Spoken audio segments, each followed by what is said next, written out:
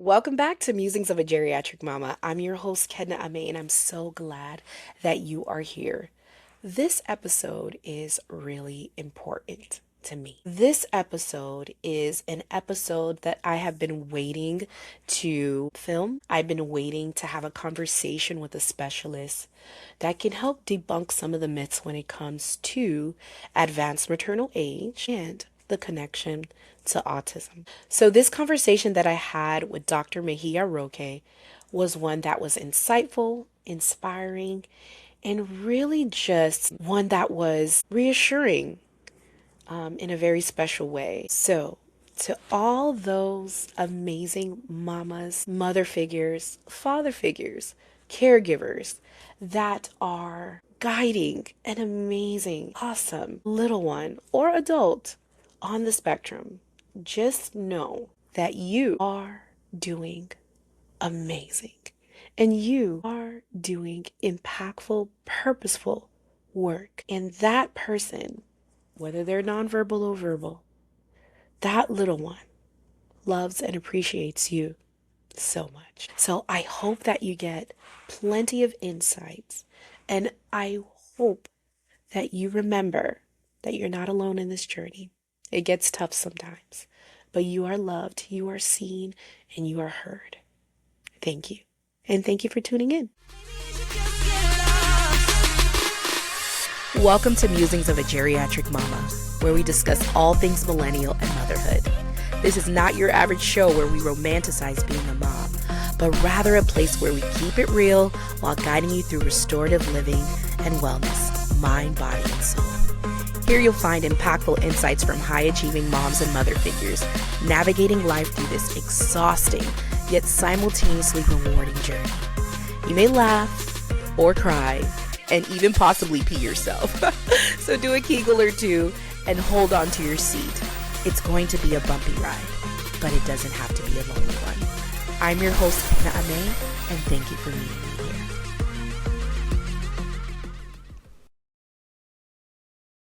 Welcome back to Musings of a Geriatric Mama. I'm your host, Kedna Amey, and today's conversation is an important one. We're diving into the connection between advanced maternal age and developmental health, especially in the case of autism. My guest, Dr. Nidsy Mejia Roque, is a developmental and behavioral pediatrician dedicated to helping children reach their fullest potential while empowering families to navigate every stage of their child's growth with confidence and care. In her practice, Dr. Roque supports children with needs related to attention, such as ADHD, communication, speech and language delays, learning, including dyslexia, social development in the case of autism, and behavior. Her mission is to provide compassion, evidence-based care that blends modern medicine with holistic wellness, supporting both the child and the family as a whole. Born and raised in Santo Domingo, Dominican Republic, Dr. Roque earned her medical degree with honors from the Instituto Technology de Santo Domingo before completing her residency in general pediatrics at Brookdale Hospital and Medical Center in Brooklyn, New York. She later pursued fellowship training in developmental and behavioral pediatrics at Cohen Children's Medical Center, where she discovered her passion for guiding children with developmental differences and supporting the families who love them. Dr. Roque's approach is integrative and balanced. She looks beyond symptoms to consider nutrition, health, environment, and lifestyle. She believes that both natural strategies and modern medicine have an important role to play in a child's development. Her work reflects a deep commitment to helping families build understanding, resilience, and hope as they raise children who think, learn, grow in wonderfully unique ways. I know this episode is going to educate, encourage, and equip so many of us. Welcome, Dr. Roque. Thank you for having me. I'm really excited.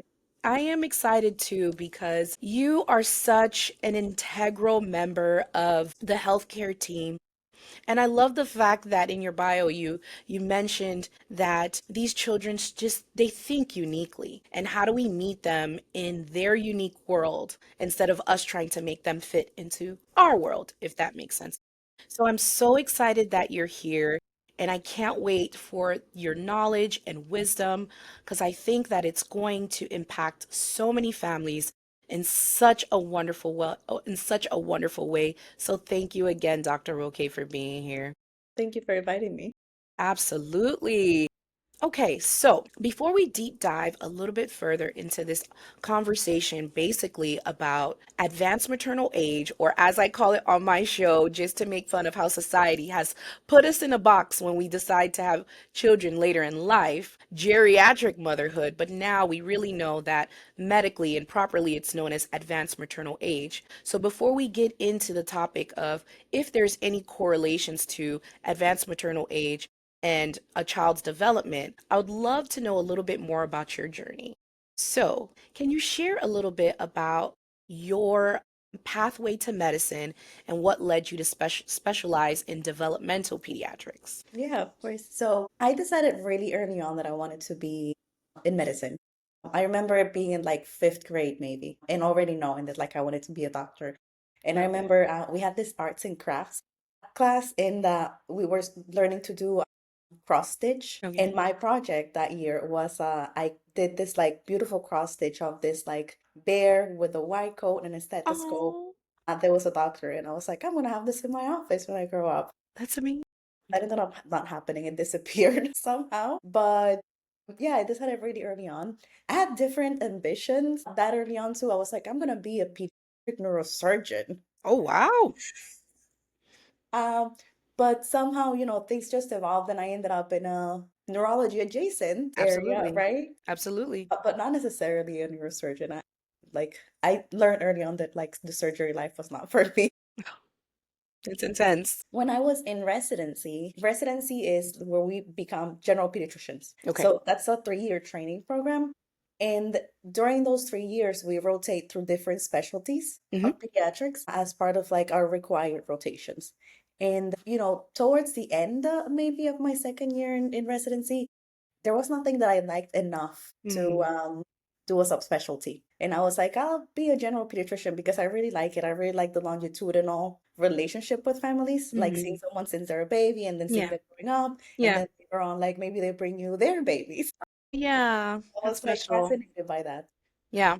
until I did my rotation in developmental pediatrics. And I was like, whoa, I was in love. Like Oh, the combination of the longitudinal relationship, right? Like true. diagnosing someone from the time they're a little baby, seeing them develop, seeing them overcome all those challenges. That was something really that really like caught me. So I ended up applying for it like a month before the deadline to apply for subspecialty training because I found out really late that's what I actually liked. And yeah, that's how I ended up. I feel that it was just like meant to be for me. For Because sure. I applied late, when I applied, there were only two programs in New York, Wow. and I only applied to those two. And I was like, Yeah. let's see what happens. And I ended up in what I think is the best program. Not biased, Not biased at all. not biased. No. But yeah, like everything was just like so meant to be, and I'm so happy. That's really special because when someone or a provider is passionate about what they're doing, I feel that the outcomes are even better. So thank you for just your heart and your passion. And I think a lot of people may not fully know what a developmental pediatrician does. So would you mind guiding us into your practice and what exactly do you help families with? Yeah, of course. So, developmental and behavioral pediatrics is a subspecialty of pediatrics. So, after we're general pediatricians, we do an additional 3 years of training exclusively in development and behavior. Oh, wow, 3 years. Wow. Wow. Yes, 3 years. Yes. And during those 3 years, we're very exposed to like everything from like Down syndrome, general developmental delays like speech delays, motor delays, autism, ADHD, dyslexia, etc. And I see it just like I say in my website, I see it. It's a very good combination of like the medical aspect of development with the social Mm, part, with the environmental part of it. Whereas like we have overlap with other disciplines like pediatric psychologists, for yeah. example can also diagnose autism and ADHD. But then they're, with all my respect to them, I love working with them. I'm not putting them down.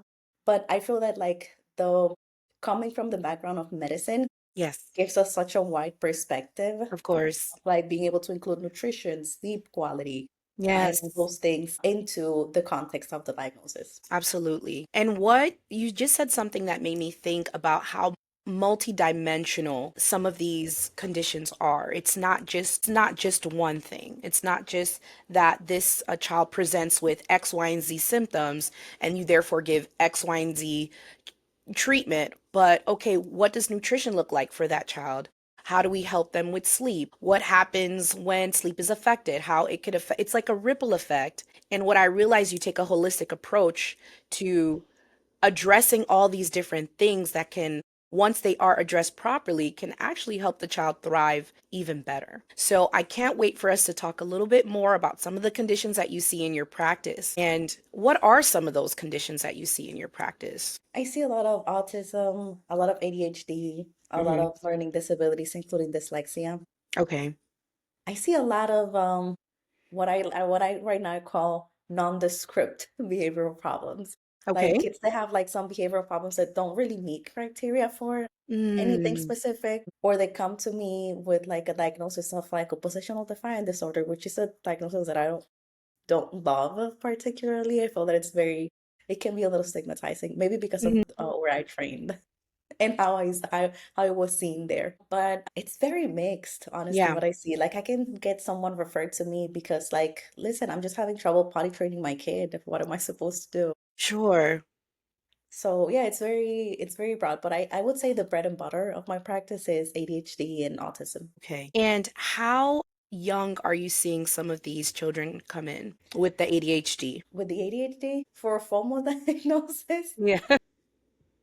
because sometimes I see them early on and I'm like, oh, I think you're headed that way. Yeah, I see. I see. Okay, okay, okay. I would say four-ish. Four-ish. Usually, Okay. yeah, those things are usually start becoming a concern when kids are start pre-K Okay. and then can become particularly the hyperactive impulsive type of ADHD. Mm-hmm. They tend to present more as like maybe they're aggressive in the classroom in pre-K and the teacher can't really control them, things like that. So usually, like in the pre-K age for ADHD, if it's hyperactive impulsive, if it's inattentive, it presents a little later when demands like when they can't compensate anymore, like their capacity and their demands, and like, start like falling off track and, like doing poorly in school and things like that. And for autism, that's all over the place for me, honestly. Like I see kids, it depends on the parent and if they have more kids. Usually for experienced parents, I've had parents bring me kids like 12, 13 months I see. Wow. when they Okay. have like four kids already and they're like, they're not developing the way their siblings did. Right. For Okay. first-time parents, it tends to be a little bit later because they just don't know They what don't to know. expect. They don't know Yeah. what's normal and what's not. Yeah. Oh, I can't wait for us to kind of deep dive into there. So now that we kind of were able to decipher two of the main conditions that you see or that you diagnose children with, can we talk a little bit more about, because ADHD is such a hot topic, whether in adults or in children, especially now in adults. Like everyone says, like, "Oh, I have ADHD," whether it's used loosely. I would love to know your medical evidence-based definition of ADHD and how we can really use the term appropriately in society. You're asking for the definition, like medically DSM-5 definition that we use for the diagnosis? Okay. So it's essentially, in the way I like to simplify it for parents, is like it's essentially a combination of um a few challenges, right? It can be hyperactive and impulsive behaviors, or difficulty paying attention, or a combination of both. Ah, Okay. And then one of the key aspects is it has to be present in more than one context. okay. It can't just be a kid that is like hyper home and an angel everywhere else. That's usually more like a family dynamic issue, right? Of like what's happening at home there. But though one of the key things is that it has to present at the developmental age, so like someone under 18. And contrary to what a lot of people think, we don't really need, there's no real like minimum age for the diagnosis of ADHD. Hmm. So we can technically diagnose a 5-year-old, as opposed to like some people still think that like, oh, they need to be 7, they need to be 8. Like it needs to occur within the developmental age, which is considered under 18. Understood. Even if the person is diagnosed later on, we can rely on collateral information from parents, right? Yeah. Siblings saying that like they've always been like that. Like they were always like forgetting everything. Even when you were a little kid, you forgot everything. Okay. So it doesn't necessarily have to be happening in that, like everything combined in that exact moment. Yeah. Perfect. Yeah, in two or more contexts, it's like critical for kids. And the other part that's critical for kids is that it has to be beyond what is expected for their developmental age, Mm. for the developmental level, right? Yeah. Which is why I say sometimes I can see a 3-year-old that is a little hyper, and I'm like, you may be heading that way, right? But is it really inappropriate, their behavior for a 3-year-old? Real, Maybe right. not, right? Yeah. So we cannot pathologize everything. So like hyper ADHD. Right. Yes. Yes. I think that's so important. And that's why it's imperative for us to have specialists that really understand. And we're not just generalizing children's behavior based on what we see, but we really have the experts in alignment that can give us the wisdom to really help our children or really identify something that may or may not actually be a quote unquote problem. I love that you were able to do that. So thank you for clarifying for our audience because I think it's so important. And then how about autism? How is autism diagnosed or formally defined, I should say? So same thing. I like to explain to parents is like difficulties in two main areas in life. One of them is the social communication, and the other one is restrictive and repetitive behaviors. Mm, So social communication, not just communication. There's still this misconception out there that if a kid can talk, they're not on the spectrum because they have mm, language, right? It's the social aspect of it, not the actual communication part. that's good to And know. then the repetitive and restrictive behaviors, it's not just repetitive movements, right? It's also repetitive behaviors like I need to drink from this cup. If you don't give Mm, drink in this cup, and not just in isolation, right? A kid that does that a few times when they're 3, whatever. It's the pattern of like, we need to take this route to school. If you don't take this route to school, I'm gonna have a meltdown. mm, I need to um I need to eat this snack from this specific package from this specific brand. Otherwise, I'm not gonna eat it, even though it's the same snack. It's just a different brand. Or understood. like for example, I had a patient a while ago that he really liked this particular snack, and the company changed the packaging, Wow. and he never touched it again after that. It was like Wow. absolutely not. And the mom was like, "But look at it! I opened it. It's the same thing." And he was Yeah. like, "No." No. Yeah. I'm not eating it. It's not the same.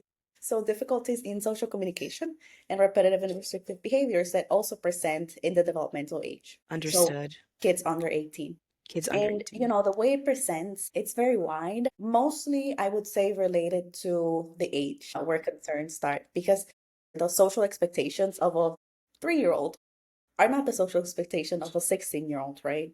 Understood. Yeah. So the concerns that are brought up to me that make me think, maybe like this particular patient maybe on the spectrum have more to do with when they come to me and Mm. what the social expectations were for them at that particular time.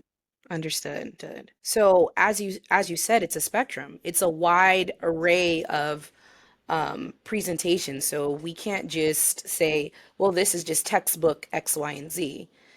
Every child or person that is on the spectrum is unique, and how their requirements and how they go throughout life is unique. So there's not just one particular thing, but there is an understanding of a collective of evidence that would say, okay, then this person could or couldn't be on the spectrum.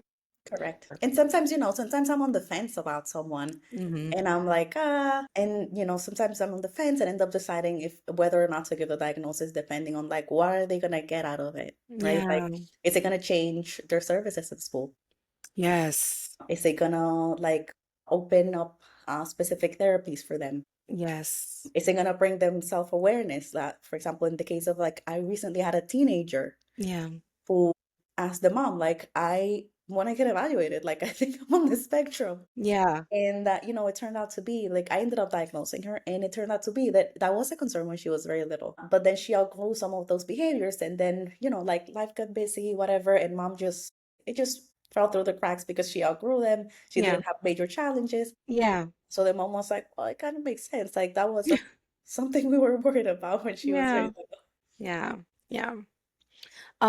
So as we're talking about parents being aware of what to look for, are there any things that are red flags? That if a new parent or a parent that's just unsure, are there any red flags when it comes to ASD, which is for listeners who may not know, ASD is also known as autism spectrum disorder. Are there any red flags that parents or people should look for? In the case of a small child, usually like very early on, like around 18 months, things like a significant language delay, particularly in a kid that is not trying to compensate for it either, Mm, right? A kid who has, obviously there's exceptions, it's not like nothing in medicine is like 100%. right. Um, but in a lot of cases, kids that have an isolated speech delay and are otherwise developing typically in the social aspect try to overcome for that lack of expressive language. They like do really good pointing and like Okay. have like what we call three point gaze, which is like pointing at something, pointing at the caregiver, and pointing back at the thing. It's like, look at the thing that I'm showing you. It's very common for kids, young kids on the spectrum not to do that, of like just like pointing and not trying to overcome, just like pointing. And then like parents having to figure out like, what are you pointing at? Like, what is it that you want, right? Right. So those things with like not really trying to engage maybe, or really trying to engage very intensely, but having difficulties understanding like personal space, which is something we tend to learn very early on, right? Like touching people's faces, sensory seeking behaviors like licking you, sniffing you, rubbing things on their face, things like that. Mm, And then for older kids, maybe toddlers or like just school age children already, something that I see that it's missed a lot is kids that have social motivation, which is again, it's another big misconception in for autism, right? That like, oh, someone with autism has no social motivation, they don't want to make friends. That's not true. They can have a lot of social motivation and just have difficulties understanding how to make friends, how to enter a mm, conversation, how to interplay with these other kids. understood. So that's something that I see very often missed by parents too, because of that misconception. A kid that has a social motivation, but then is maybe rejected by peers because maybe they're intense. Mm, And the other kids are like, you're always in my space, right? Like, mm, or a kid that may be like very, very bossy when they're playing with other kids and like doesn't really understand, sometimes we play what I want to play, sometimes we play what you want to play, right. right? Things like that. And, in addition to the very classical things that I would say most parents know, like the repetitive motor behaviors, but like the flapping, the spinning, the rocking, the repetitive jumping, as well as the rigid behaviors. It's Okay. normal for a kid to have some resistance to changes to transitions in routines and like changes in activity, right? Particularly if they're going from a preferred activity to Yes. unpreferred activity. It's pretty normal for a kid to have a few minutes of like maybe whining, oh, but I want to keep painting, things like that, right?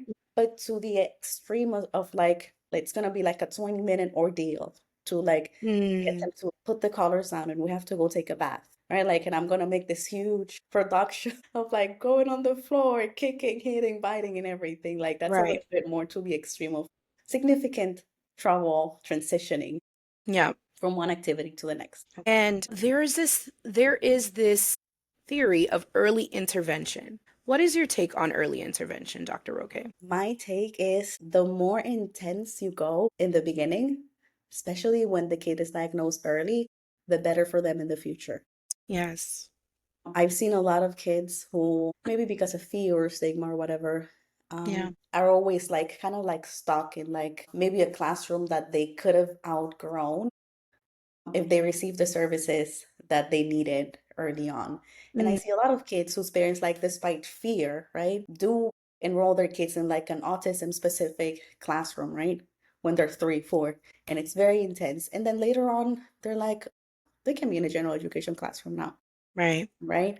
But Yeah. like the earlier and the more intense, the better. I love that. And I think more people need to hear that. So I'll repeat that. The earlier and the more intense, the better. The more tools and coping mechanisms and skills that these children can acquire to continue to thrive. We're not saying that we want these children to fit into society's mold, but be able to be as independent as possible in order to be who they were meant to be. That's how I see it. And we're giving them the tools early enough to do it. I want to talk about, stigma. because I really believe I'm in South Florida. Culturally, we have so many beautiful cultures and backgrounds and countries that are represented here.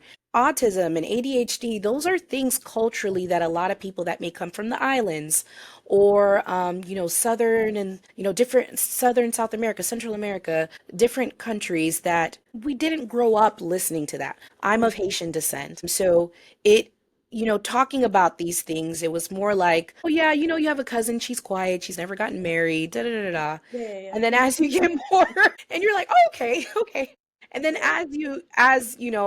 I've grown and as I've gotten to the medical field myself, I'm realizing, oh, this isn't just she's quiet. This is actually or potentially likely, ASD.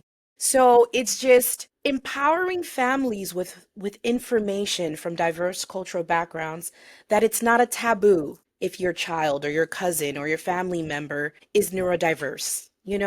And I think the more that we have these conversations, Dr. Roque, the more people will feel comfortable enough with the right information because there is some misinformation that is circulating for some time. And that's why I felt like it was so imperative to have an expert like yourself to really debunk some of these myths. And we're going to go into it a little bit more about if there is actually a significant correlation between a lot of these conditions that we're seeing in advanced maternal age. We're going to be going there very soon. But I wanted to just have a moment to just talk about some of those cultural things and how we really could just overcome them and with the right information and how do we empower our culturally diverse communities? Yeah. Yeah.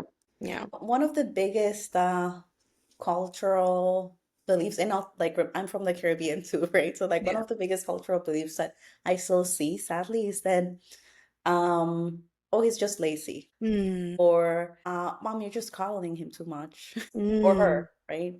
Things like that. And it's just I mm, think it comes more from grandparents, honestly. I mm. see it less and less from parents themselves, which is Yeah. very refreshing Yeah. and reassuring. Sometimes I see parents that are like, I don't know if I want to share this diagnosis with their grandparents because they're going to start Yes. telling me a million things, right? Yeah. Like, That's listen, true. that's your child's medical history. You can share it or not share it with whoever you want, Yeah. That's right? true. Like, you're not obligated to share that with anyone. Yeah. Which brings me to another point of like a lot of fear that I see from parents Hmm. is that, oh, but then that diagnosis is going to chase them. Yes. What Yes. happens when they apply for a job? That's protected medical information first and Mm, foremost. You don't have to, mm, and they don't have to share that with anyone. mm, Employers don't need access to like anyone's medical records, right? mm. Except in like particular situations. The kid wanted to be a cop in the future, military, things like that. Sure. And Sure. still, that would be your choice, right? You need to give consent, and the person needs to give consent for them to be able to access those records. Another one is like, oh, but what if they, what if they're forced in an institution? What I tell parents when they bring that up is, listen, you're gonna have to fight hard to get them services. Nobody's gonna This. chase you. Nobody's gonna chase you to give them those services. Yeah. Come to the therapy. No. No. I'm Rather, giving they're you probably the deterring you from it. insurance. The Yeah. Yeah. insurance is not gonna come and say like, please take over Please, please, therapy. please go to No, you're therapy. gonna have No. to fight tooth and nail for all those things. Yeah. So believe me, nobody's gonna come and grab your kid and say like, you're going to an institution. Yeah. That costs money. Oh. And that's the last thing insurance wanna spend. Yeah. Yeah. So Yeah. yeah, that's those are I would say like the three main outside of like medical myths and Yeah. stuff, Yeah. the three cultural misconceptions that people bring after a new diagnosis. I want to pause there because I want to honor what you just did because for so many families, you've definitely broken some chains for them. You've definitely been able to give them a little bit of more freedom in their journey because the fear can be so overwhelming for Yeah. families because more than anything, it's like there's a level of uncertainty. You know, you have your child, and of course, you're thinking a million things already, probably of asking questions about whether am I going to be a grandma when your kids do. You Yeah. know, so those Are are you the gonna be things. independent ever? Right. You know, there's so many questions when there is a new diagnosis, but thank you for that because I think a lot of families do need to hear that you're just going to be an advocate for your child. You're going to have to fight for these things, but you don't have to be limited. Your fear doesn't have to limit what you're able to do or how you advocate or show up for your child, you know? So thank you for that. I think that is so empowering. And I hope that someone can feel a sense of relief and hope that it's day by day, you know, day Correct. by day. And your fear doesn't have to hinder the progress of your child, and that there are resources out there. You may have to fight a little tooth and nail for them, but you're your child's biggest advocate and the resources are there. So I love that. So here is a little bit the meat and potatoes of what we wanted to talk about. There's been conversation about advanced maternal age being connected with certain developmental diagnoses, such as autism. From your medical perspective, what does the research really show? So there's like a good amount of research on it. And in summary, yes, there is some increased risk with advanced maternal age in terms of like risk for neurodevelopmental disabilities in general, not just autism. What for some reason in our society that in the autism world blames mom for everything seem to ignore is that that research also points to the fact that like it's also advanced paternal age. Correct. Thank you. It's not just mom.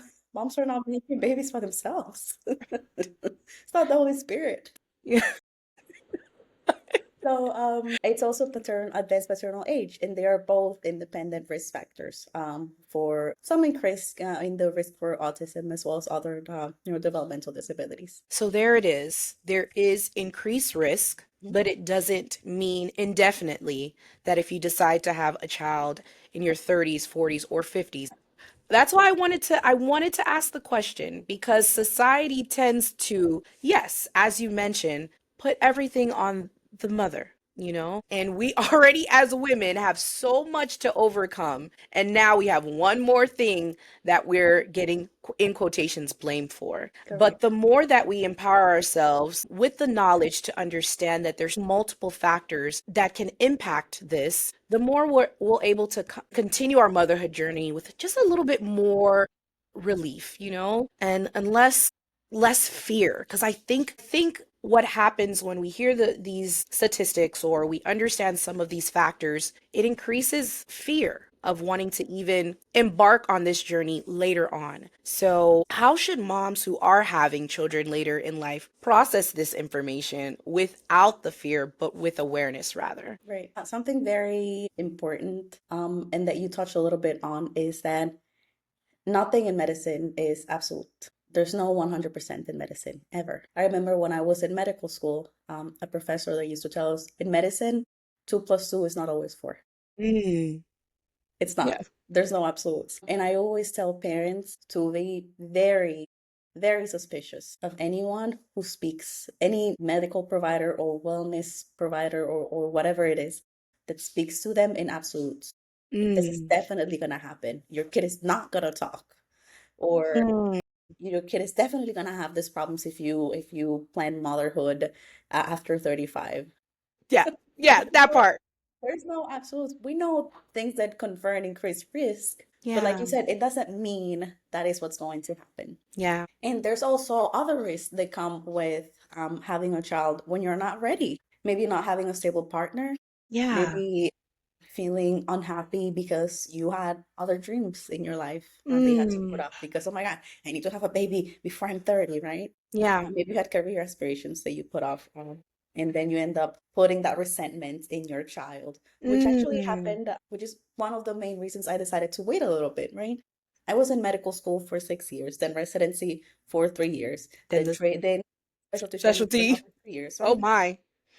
Right when I finished residency, my family, well intentioned, but whatever, started like, when I have a baby, we have a baby, we have a baby, have a baby. And I was like, listen, I just started having some freedom in my life, I in my schedule. That's no, I want to have a baby when I really want it. And when Mm. I'm like really looking forward to staying home with that baby, Yes. not when I'm like staying home with the baby and I'm resenting it because maybe my Yes. friends were going out Yeah. and they were going on a boat and I'm here Yeah. with the baby, right? Got the boat.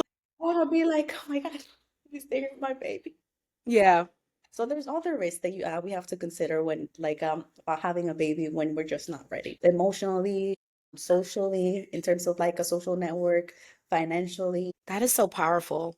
And I love how you flip that in the sense that there's a risk of when you're not ready or doing something beforehand and being intentional with your choices, and there's nothing wrong with that. That is the power in this community that we're building, Dr. Roque, in empowering women to remember that their choice is their choice, Correct. and that whenever it happens, whether it was teen pregnancy or whether it was geriatric or advanced maternal age Or in pregnancy between, yeah. or in between, your choice and your journey is your own, and you should be celebrated and empowered to feel okay with your choices, to be assured that no matter what, you're still going to be the woman you were purposed and destined to be.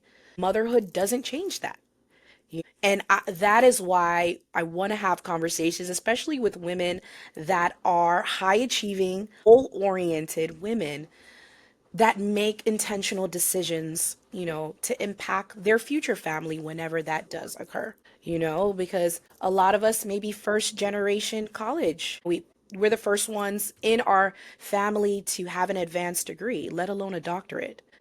And we've seen some of the generational impact of growing up and maybe not having everything that we would want to provide for our child in the future. So making intentional decisions shouldn't be stigmatized, but all women should be empowered to journey through life as uniquely as their journey takes them and brings them. And it's a beautiful thing. I'm so happy that you said that. Oh my goodness. Yes, yes, yes, yes, yes. We're debunking myths, we're empowering women, and I love it here. I love it here. Me too. Okay, just to talk a little bit more about empowering families. Once they do have a diagnosis, kind of just getting back into what we were discussing prior, whether it is ADHD or it is autism. Once a child is diagnosed, what resources or support systems do you recommend for parents? It depends on the kid's age.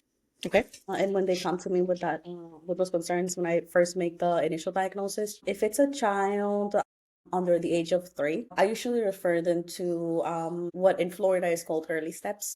It's essentially a program from the Department of Health, and every state has it. Hmm.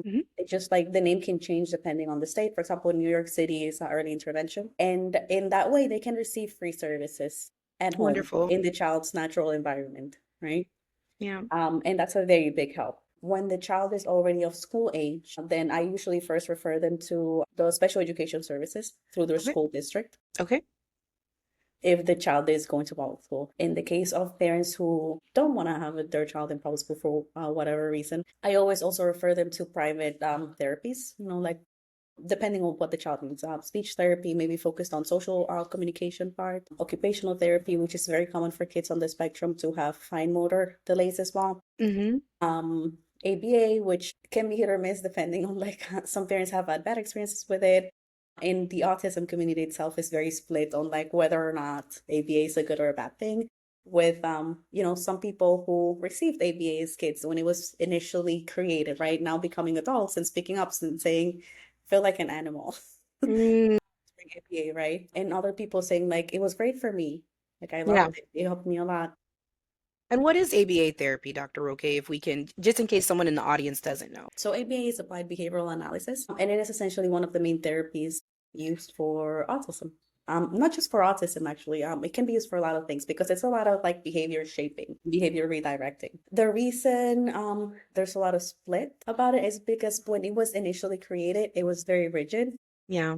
and it was very, and I say was because that's not how most people practice nowadays. Obviously, there's always people who say suck in the past Yeah. and don't evolve with their knowledge with the current times. But it used to be very, from my understanding, it used to be very kind of like how you train a dog, with like, Mm. if you do this, I'm gonna give you this cookie. Yeah, yeah. Do this, I'm gonna give you this treat. Do this, I'm gonna give you this treat. So, which is why a lot of adults with autism now say, I felt like a dog. I feel like they were training a puppy.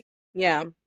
But maybe other people who had providers with a more flexible approach, right, are the ones who are now saying, it was great for me. Like it Yeah. helped me a lot, right? And like with anything in life, you can find therapists that are very committed and are very flexible and evolve their knowledge with time.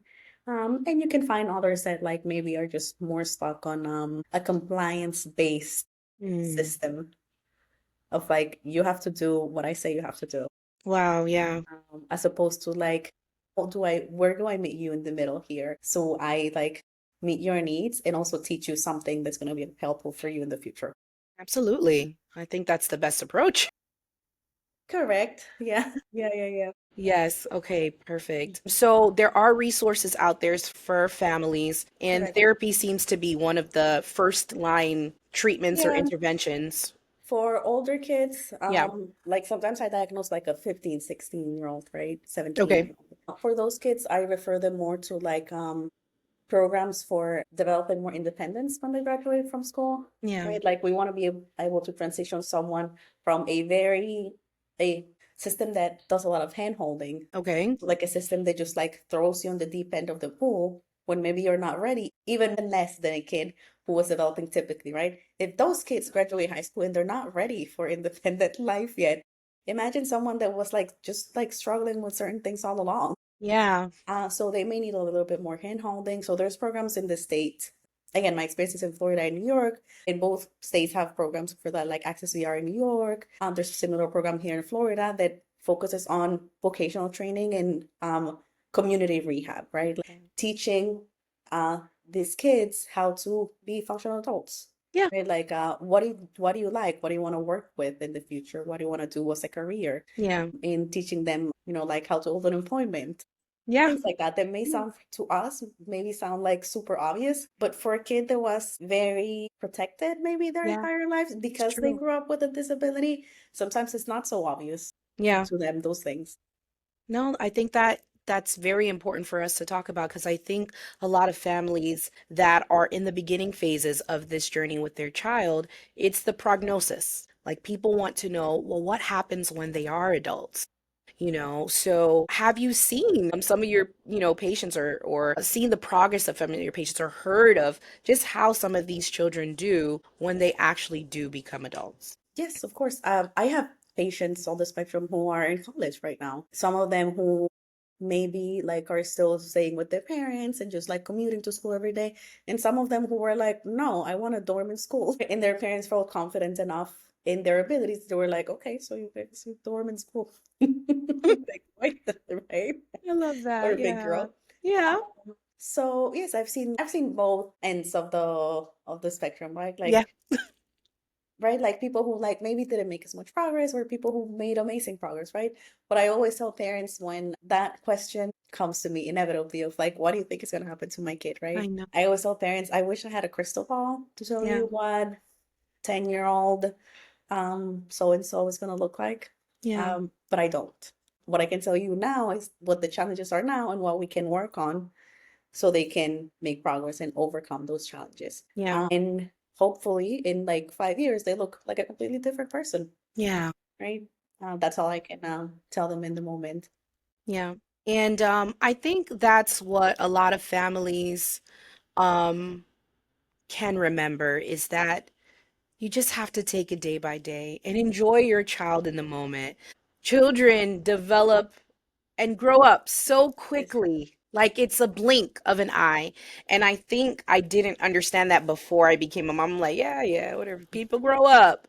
But like to really see the difference or feel like I just held my baby and now he's bossing me around and telling me what to do.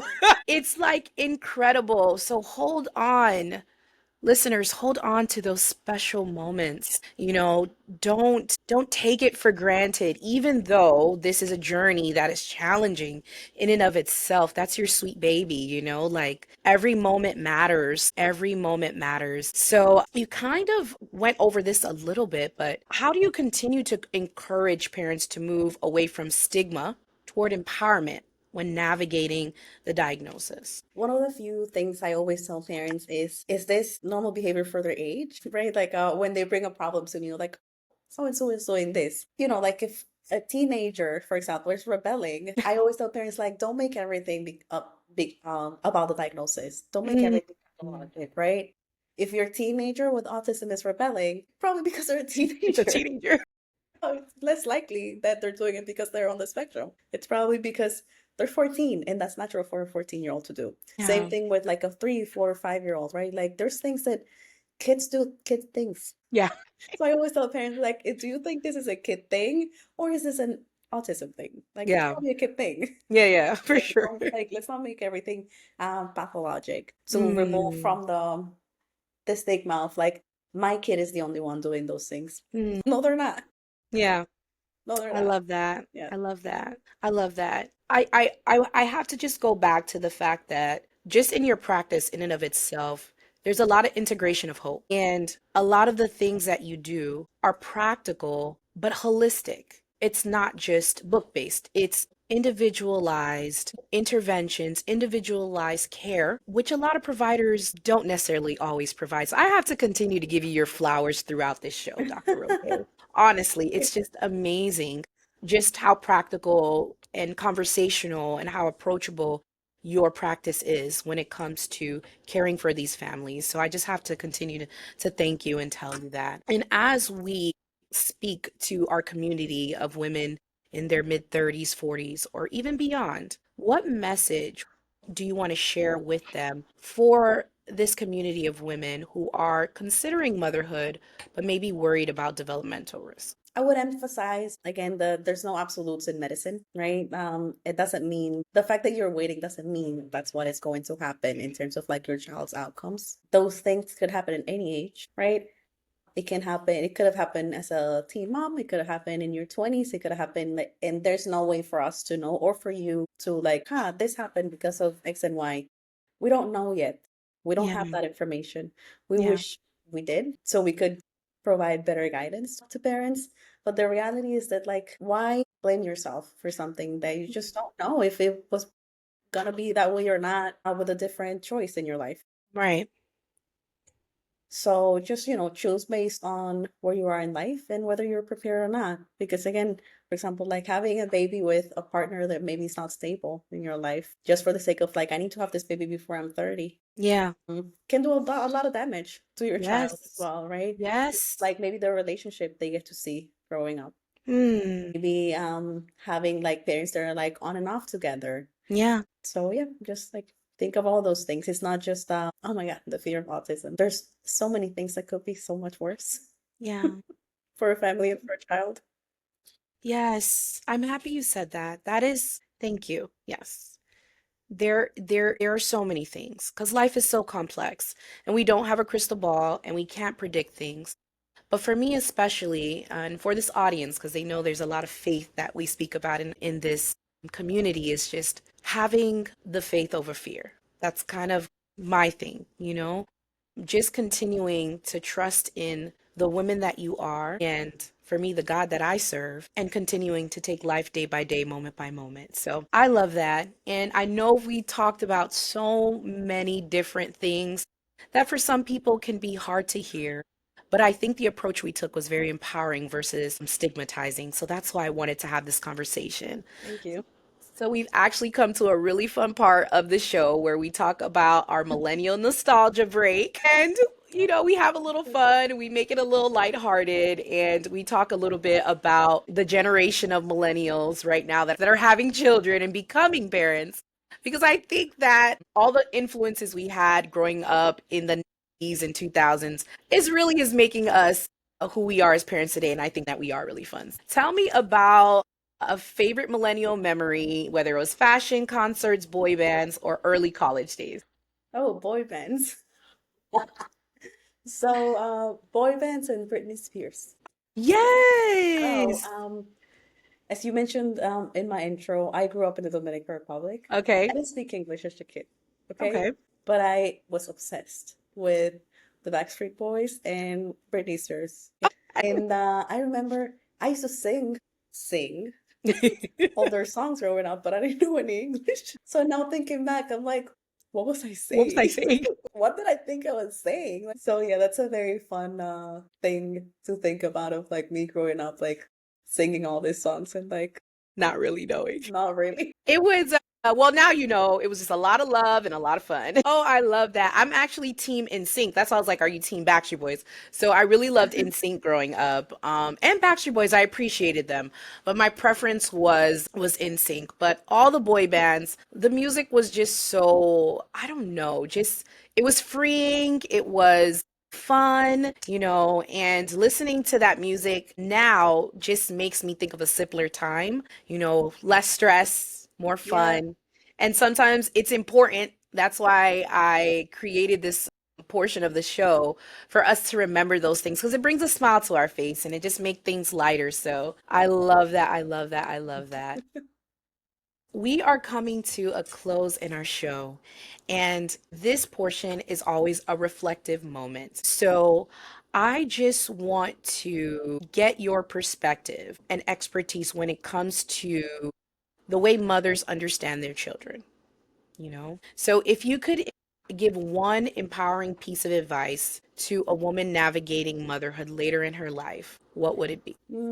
it would be having balance in terms of discipline and flexibility and emotional awareness. I feel that like I don't know what at what point in time we got so extreme in everything with Mm, like either the extreme some parents that believe in extreme discipline with like corporal punishment, right? mm, Which we know is not the way.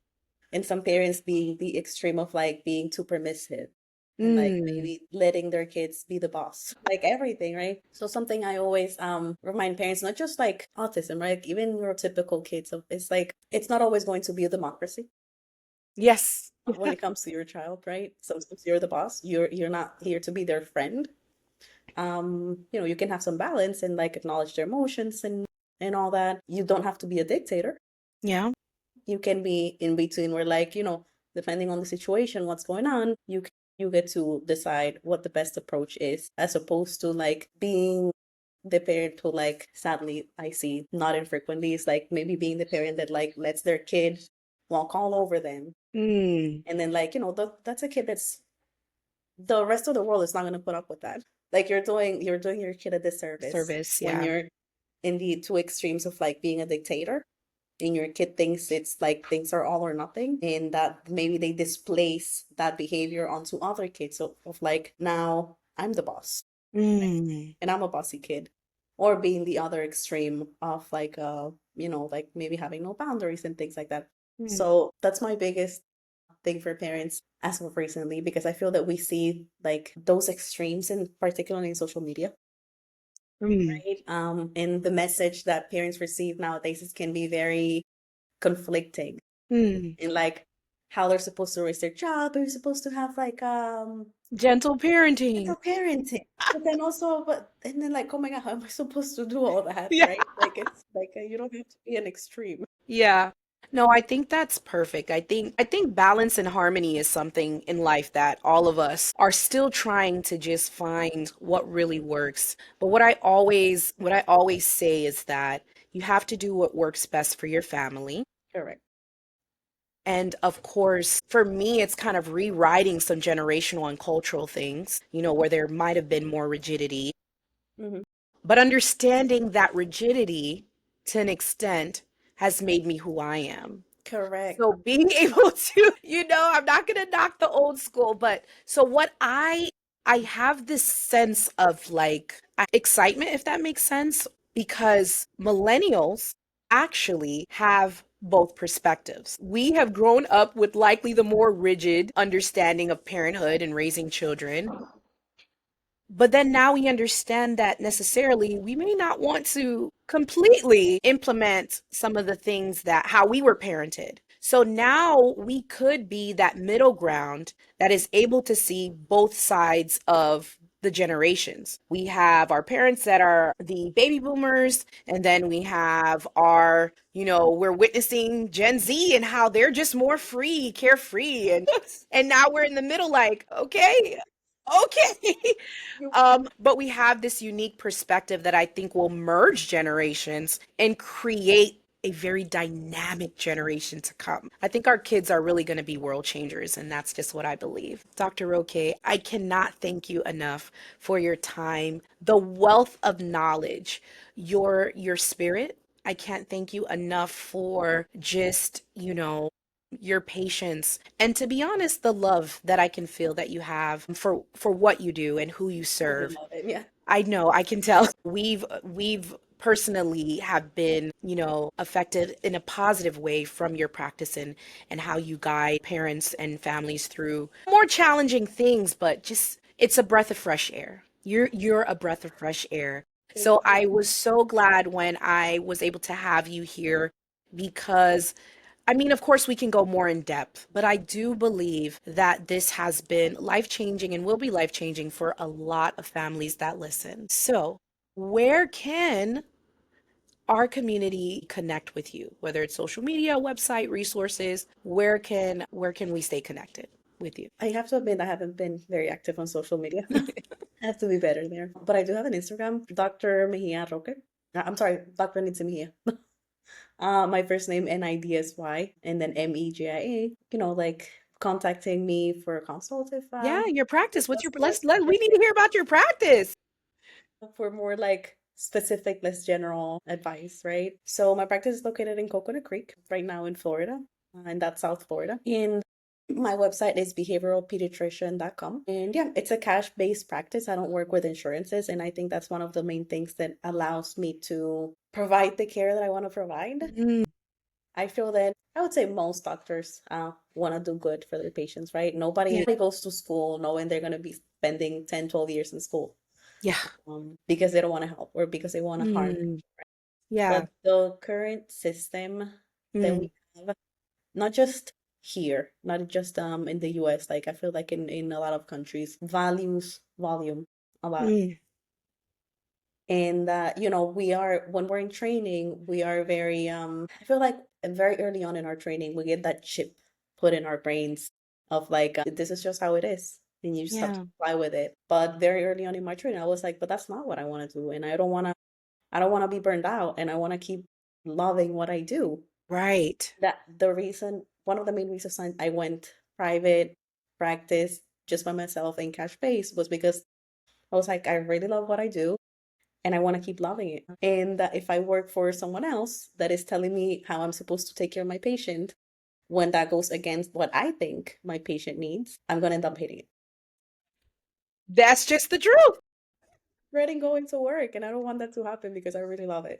Yes, it's true. So yes, so far, at least for the near future, it's a cash-based practice, which allows me to spend like a lot of time with patients. Like my intake visits are like never less than 1 hour, just for the intake part of like, tell me what's going on Yeah. from the beginning, right? Yeah. Um, and yeah, that's all about it. Like my website and calling and Instagram when I do get better at it. I know that's social media these days is it's a job in and of itself, It's promoting the business and growing. But I think that just taking such a holistic and human approach to medicine is going to bless your practice more than because you're really making impact and not based on and then you can come back and we can talk about healthcare today. We could have a whole conversation about healthcare, but what I do love is that you've made an intentional decision to make the difference that the world needs. So I just want to continue to thank you for that. For my listeners, please make sure that you connect with Dr. Roque because as you can see and as you've heard, is just going to create so much generational impact and hope for so many families. So, as always, thank you for tuning into Musings of a Geriatric Mama. Don't forget to subscribe, share this episode with another mama that needs encouragement, and join me next time for another impact